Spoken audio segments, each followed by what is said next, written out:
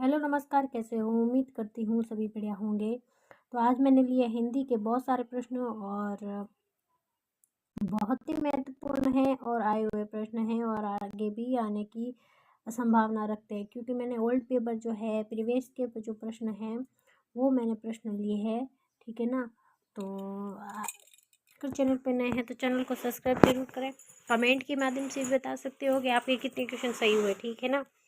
तो आइए स्टार्ट करते हैं। अपना पहला प्रश्न क्या कहता है? तो पहला प्रश्न आपका है कि न्यून जो है इसमें संधि विच्छेद क्या होगा?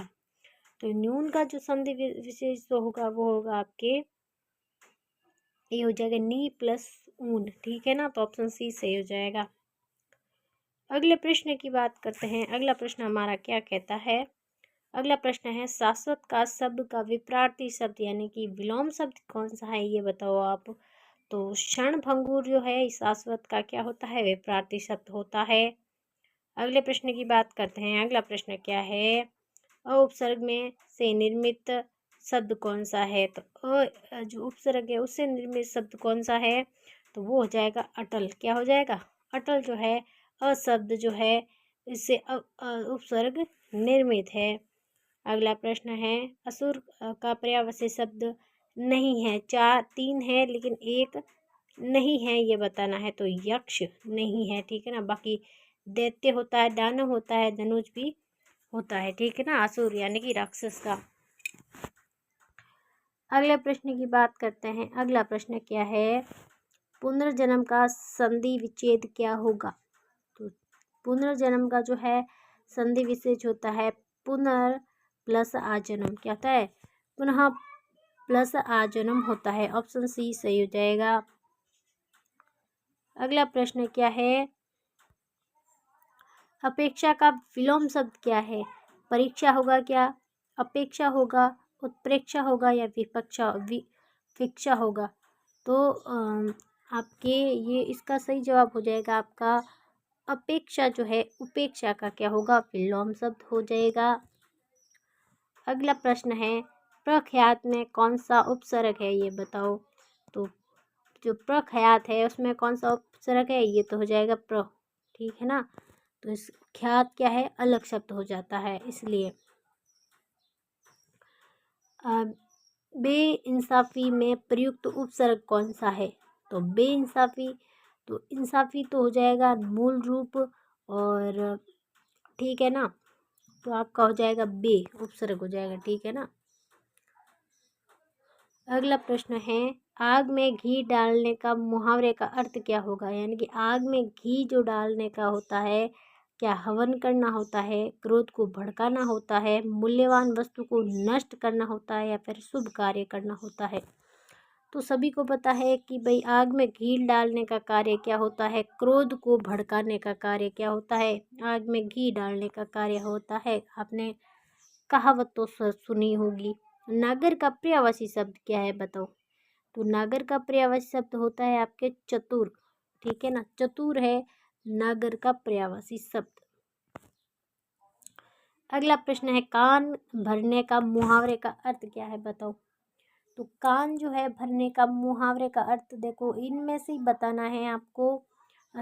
गुपचुप निंदा करना होता है क्या? ये तो उत्साहित करना, हिम्मत बांधना, प्रेरित करना। तो एक ही दिख रहा है कान भरने का अर्थ, वो होगा गुपचुप निंदा करना। क्या हो जाएगा? गुपचुप निंदा करना क्या हो जाएगा? उसका मतलब होगा कान भरना। अगला आपका प्रश्न क्या है? चढ़ानन कौन सी संधि होगी? यानी कि चढ़ानन जो है चढ़ानन में कौन सी संधि होगी? क्या व्यंजन होगी, स्वर होगी, विसर्ग होगी या फिर गुण संधि होगी? तो इसमें आपकी संधि हो जाएगी कौन सी? व्यंजन संधि हो जाएगी। कौन सी हो जाएगी? व्यंजन संधि हो जाएगी आपके। ठीक है ना?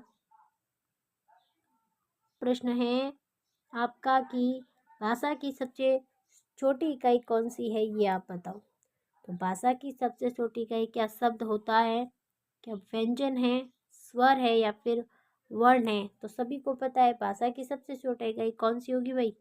ये हो जाएगी आपके वर्ण। क्या हो जाएगी? वर्ण जो है भाषा की सबसे छोटी इकाई होती है। अगला बहुत ही इम्पोर्टेंट प्रश्न, निम्न में से कौन सा यौगिक शब्द है, बताओ। यौगिक शब्द जो है मूल रूप से एक जुड़ा हुआ शब्द को, रूढ़ शब्द एक अलग होता है, यौगिक शब्द का मतलब होता है मूल रूप से जुड़ के बना शब्द, यानी कि विद्या हो गया, और विद्या के लिए घर क्या हो गया, आलय।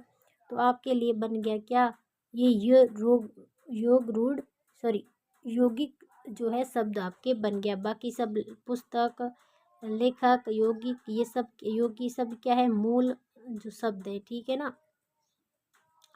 वर्णमाला किसे कहते हैं, बताओ। बहुत ही महत्वपूर्ण प्रश्न है। देखो आप सोच रहे हो ये बहुत ही सिंपल और साधारण प्रश्न है, बट प्रश्न जो है ऐसे ही पूछे जाते हैं, क्योंकि क्या है, हम कई बार जो है ये इजी प्रश्न भी क्या कर देते हैं, गलत कर देते हैं। तो ये आप ये मत सोचो कि इजी प्रश्न है, ठीक है ना। बहुत ही महत्वपूर्ण प्रश्न है और ऐसे ही प्रश्न आते हैं। छोटे एग्जामों की बात करेंगे, बड़े हाई लेवल की वो तो बात ही अलग है, ठीक है ना। वर्णों में व्यवस्थित जो समूह होता है इसे हम क्या कहते हैं, वर्णमाला कहते हैं। वर्णों का जो व्यवस्थित समूह होता है ना, उसे हम क्या कहते हैं, उसे ही हम क्या कहते हैं, वर्णमाला कहते हैं। अगला प्रश्न क्या है, समाज का शाब्दिक अर्थ क्या है, मतलब समाज का समाज जो होता है उसका मतलब क्या है। तो उसका मतलब है संक्षिप्त, यानी कि छोटा करना। क्या होता है इसका अर्थ, छोटा करना होता है, ठीक है ना। अगला प्रश्न है, निम्न में से कंठीय जो ध्वनि है कौन सी है, यानी कि कंठीय ध्वनि कौन सी हो जाएगी। क्या क ख होगा, क्या य और र होगा, जो होगा, या ट न होगा। तो कंठीय जो ध्वनि है वो हो जाएगी आपके क और ख जो है कंठीय ध्वनि हो जाएगी, ठीक है ना। अगले प्रश्न है, प्रतिकूल शब्द में कौन सा उपसर्ग है, बताओ आप। तो प्रतिकूल में आपका जो शब्द जो मूल जो है आपका, देखो प्रति एक उपसर्ग है और कूल एक अलग मूल शब्द हो जाएगा, तो आपका हो जाएगा प्रति, ठीक है ना।